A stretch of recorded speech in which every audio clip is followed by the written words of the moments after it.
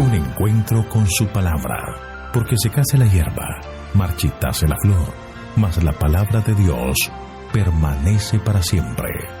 Con ustedes, el doctor José Ricardo Arias Quintero.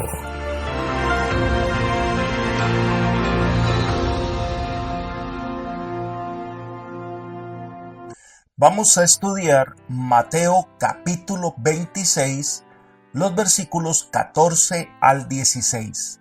Judas ofrece entregar a Jesús. Te invito en este momento a orar. Padre nuestro que estás en el cielo, te alabamos, te glorificamos y te exaltamos porque eres un Dios bueno, porque eres un Dios que siempre demuestras tu amor cuidándonos, protegiéndonos y guiándonos constantemente. Gracias, Señor. En este momento especial solicitamos tu presencia, que el Santo Consolador esté a nuestro lado para que al abrir la Escritura podamos estudiar este pasaje y podamos llegar a conclusiones que fortalezcan nuestra fe y nos ayuden a llevar una vida cristiana consecuente con la verdad de tu palabra presentada. Gracias, Señor, porque siempre estás a nuestro lado. Te lo pedimos en el nombre de Jesús. Amén. Muy bien, nuestro estudio de hoy va a continuar con la sección que es una parte del paréntesis explicativo del por qué los dirigentes judíos adelantaron los planes que tenían contra Jesús. Y esta sección tiene un protagonista, y es Judas. Mateo capítulo 26, versículos 14 al 16 leemos: Entonces uno de los 12, que se llamaba Judas Iscariote, fue a los principales sacerdotes y les dijo: ¿Qué me queréis dar y yo os lo entregaré? Ellos le asignaron 30 piezas de plata. Desde entonces buscaba oportunidad para entregarlo. La historia de Judas es una de las más extrañas y dolorosas del Evangelio, y lamentablemente uno de los acontecimientos negativos más recordados. Judas había llegado a ser discípulo de Jesús, y como los demás guardaba la esperanza que Jesús sería el rey que ellos estaban esperando, en el que Israel, la nación más poderosa de la tierra, llegaría a ser y estarían ellos en el círculo íntimo del nuevo rey. Era un hombre inteligente, había ganado el favor de sus compañeros y era respetado por todos. Elena de White comenta: la historia de Judas presenta el triste fin de una vida que podría haber sido honrada de Dios. Si Judas hubiese muerto antes de su último viaje a Jerusalén, habría sido considerado como un hombre digno de un lugar entre los 12 y su desaparición habría sido muy sentida. A no ser por los atributos revelados al final de su historia, el aborrecimiento que le ha seguido a través de los siglos no habría existido. Pero su carácter fue desenmascarado al mundo con un propósito. Había de servir de advertencia a todos los que como él hubiesen de traicionar cometidos sagrados. Libro El deseo de todas las gentes, página 663. Así que era considerado una persona honorable, muy respetada, tanto que le confiaron los recursos de ese grupo de discípulos.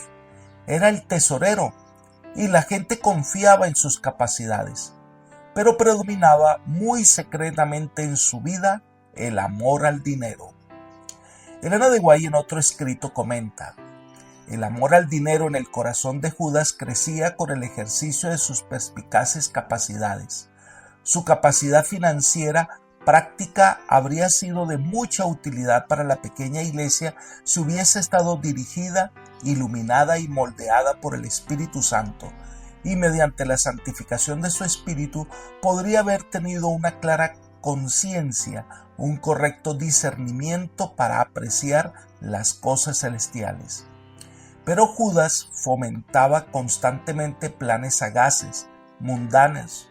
No había en él ningún pecado manifiesto, pero sus conceptos astutos el espíritu egoísta y mezquino que se posesionó de él finalmente lo indujo a vender a su señor por una pequeña suma de dinero.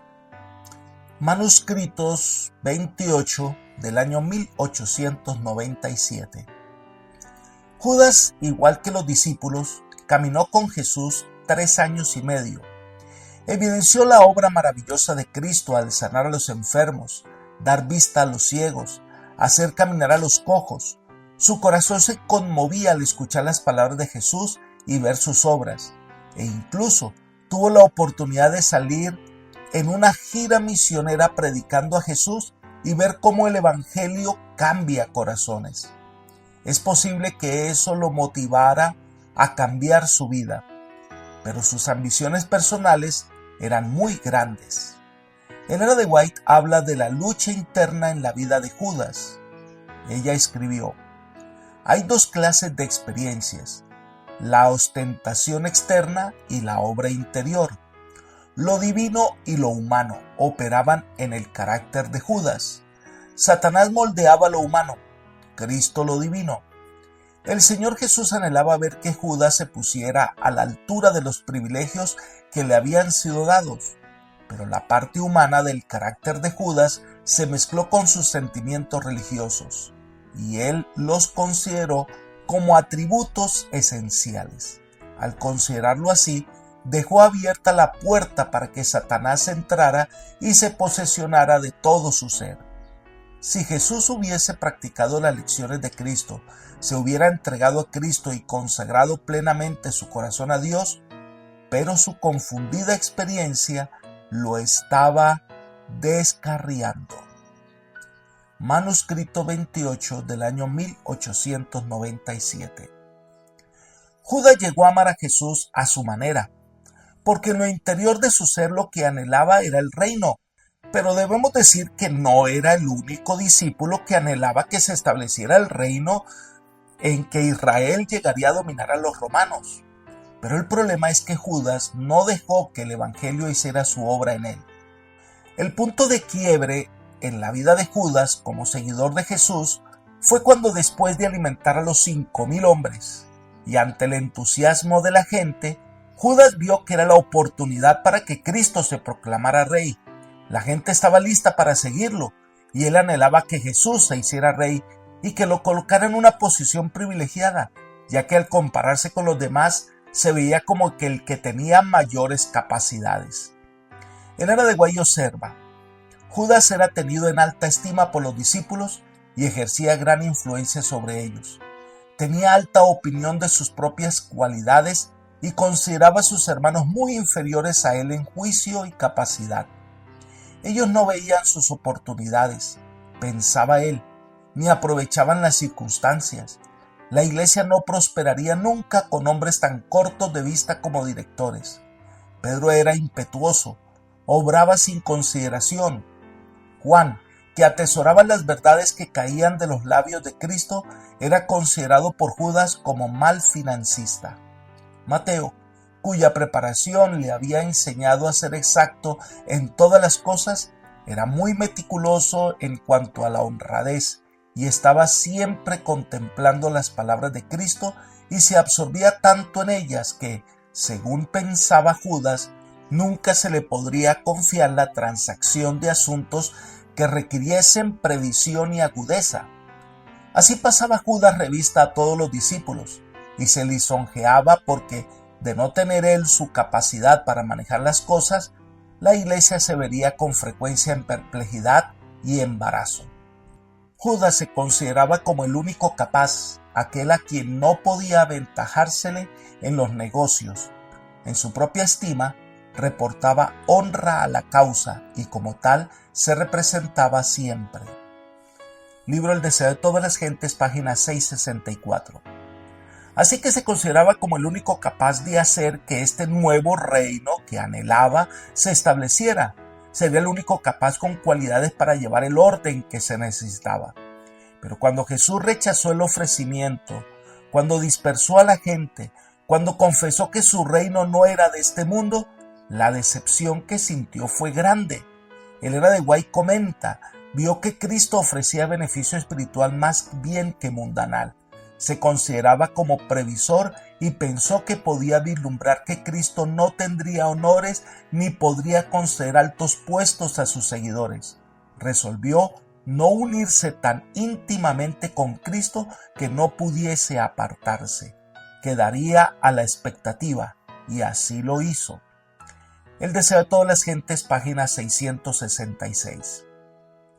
Desde ese momento la actitud de Judas cambió, comenzó a generar dudas sobre la obra de Cristo, comenzó controversia entre los discípulos, insinuaba que el Señor se equivocaba ante los escribas y fariseos. Pero su dolor se acrecentó cuando Jesús trató al joven rico de esa manera, y este hombre adinerado que tenía una gran posición social se alejaba y Jesús no lo retuvo, no le permitió ser su aliado. Así que su decepción fue grande. Elena de White dice: Judas fue un fraude en religión. Mantenía una norma elevada para otros, pero él fracasó completamente en alcanzar la norma bíblica. No permitió que la religión de Cristo penetrara en su vida. ¿Cuántos hoy día, como Judas, están traicionando a su Señor? Los que son fraudulentos en los negocios sacrifican a Cristo por las ganancias y manifiestan una sabiduría que concuerda con la de Satanás. El que posee la fe que obra por el amor y purifica el alma, tendrá como norma de su vida el no especular para buscar ganancias egoístas. Carta 40 del año 1901. Sin embargo, el Señor Jesús, que conocía a Judas, nunca le rechazó, nunca lo hizo a un lado, le dio todas las oportunidades para que cambiara, le dio todas las garantías para que su corazón fuese transformado. Pero Judas se resistió al poder transformador de Jesús. Y el Salvador veía su actitud, su forma de ser, sus palabras, sus controversias, y aún así Jesús lo mantuvo cerca. Y hay una explicación que nos ofrece Elena de White de las razones por las que el Señor Jesús retuvo a Judas como su discípulo después que él manifestara un espíritu de desconfianza. Elena de White explica: cuando Cristo permitió que Judas se asociara con él como uno de los 12, sabía que Judas estaba poseído del demonio del egoísmo. Conocía que su falso discípulo lo traicionaría y sin embargo no lo separó de los otros discípulos alejándolo de él. Estaba preparando la mente de esos hombres para su muerte y ascensión y previó que si alejaba a Judas, Satanás lo usaría para divulgar informes que serían difíciles de explicar. Los dirigentes de la nación judía estaban alerta, procurando encontrar algo que pudieran usar para contrarrestar las palabras de Cristo. El Salvador sabía que si alejaba a Judas, éste podía interpretar tan mal y tergiversar de tal modo sus declaraciones que los judíos aceptarían una falsa versión de sus palabras y usarían esa versión para ocasionar un terrible daño a los discípulos y para dejar en la mente de los enemigos de Cristo la impresión de que los judíos tenían razón al asumir la actitud que habían tomado contra Jesús y sus discípulos. Por lo tanto, Cristo no alejó a Judas de su presencia, sino que lo mantuvo a su lado para poder contrarrestar la influencia que él pudiera ejercer contra su obra. Esto lo encontramos en la Review Herald del 12 de mayo del año 1903. Y entonces llegamos en esta historia a la casa de Simón, el fariseo leproso que había sido sanado. Esto ocurre 6 días antes de la Pascua, cuando una mujer que consideraba indigna derrama un costoso perfume en la cabeza y los pies de Jesús. ¡Qué desperdicio, según Judas! Y mostrando una falsa piedad, fue quien afirmó que ese perfume debió haberse vendido y dar el dinero a los pobres. Pero según el Evangelio de Juan, lo que veía era que ese dinero se le había escapado de las manos, porque él era ladrón. Cuando Jesús responde defendiendo a la mujer y echando por tierra sus argumentos, Judas no aguantó más y decidió hacer algo para tratar de cambiar el rumbo de esa historia. Elena de White comenta: cuando María ungió los pies del Salvador, Judas manifestó su disposición codiciosa. Bajo el reproche de Jesús, su espíritu se transformó en hiel. El orgullo herido y el deseo de venganza quebrantaron las barreras, y la codicia durante tanto tiempo alimentada le dominó. Así sucederá a todo aquel que persista en mantener trato con el pecado. Cuando no se resisten y vencen los elementos de la depravación, responden ellos a la tentación de Satanás y el alma es llevada cautiva a su voluntad. Libro El deseo de todas las gentes, página 667. Así que enojado y con deseo de hacer algo para que Jesús cambiara de opinión, se fue ante los sacerdotes y les preguntó: ¿qué me queréis dar y yo os lo entregaré? Ellos le asignaron 30 piezas de plata. Cuando Judas ofreció entregar a su maestro, su pensamiento primordial era el de sacar provecho personal. En verdad, el sacar ventajas personales había llegado a ser el motivo dominante de toda su vida. Ahora, hay un aspecto interesante en esa actitud de Judas. Elena de White explica: sin embargo, Judas no creía que Cristo se dejaría arrestar. Al entregarle, era su propósito enseñarle una lección. Se proponía desempeñar un papel que indujera al Salvador a tener desde entonces cuidado de tratarle con el debido respeto. Pero Judas no sabía que estaba entregando a Cristo a la muerte. Libro El deseo de todas las gentes, página 668. No era su objetivo que el Maestro muriera, no era su objetivo que Cristo fuera crucificado. Su anhelo era darle una lección a Jesús para que confiara en los planes que Judas tenía para el nuevo reino. Estaba seguro que Judas no se dejaría arrestar. Tenía poder, autoridad y una multitud de seguidores. Era la oportunidad perfecta en su mente. Se ilusionó que todo se solucionaría para bien. Más adelante, Elena de White escribió: Judas decidió probar el asunto. Si Jesús era realmente el Mesías, el pueblo por el cual había hecho tanto se reuniría en derredor suyo y le proclamaría rey. Esto haría decidirse para siempre a muchos espíritus que estaban ahora en la incertidumbre.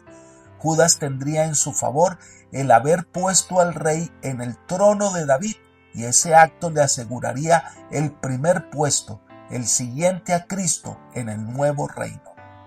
Deseo de todas las gentes, página 668. Lamentablemente las cosas no salieron como él esperaba. Pero aquí Mateo cierra el paréntesis para explicar que los sacerdotes, fariseos y otros líderes religiosos habían planeado que después de la fiesta tomarían preso a Jesús. Pero lo que leemos es que cambiaron de opinión y durante la fiesta apresaron a Jesús y lo mataron. La razón de ese cambio de estrategia es que Judas, uno de los discípulos de Jesús, se ofreció a entregarlo a ellos. Iba a traicionar a su maestro.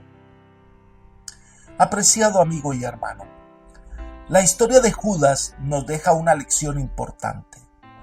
No basta ir a la iglesia y adorar. No basta con participar activamente en los programas de la iglesia. No basta incluso con predicar. No basta con ver que muchas personas se unan a la iglesia. Lo que realmente es importante al final de todo es dejar que el Espíritu Santo transforme nuestra vida. Lo que marcará la diferencia en el tiempo final es si hemos dejado que el Señor haga su obra en nuestros corazones. Y entonces participar, predicar, testificar será el resultado de nuestra intimidad con el Señor. Si hay algo que está impidiendo que el Espíritu haga su obra en nosotros, es hora de abandonarlo, es hora de dejarlo atrás y entregarnos completamente al Señor. Que el Señor te bendiga y te guarde y te guíe por sendas de paz, es mi oración por ti. Amén.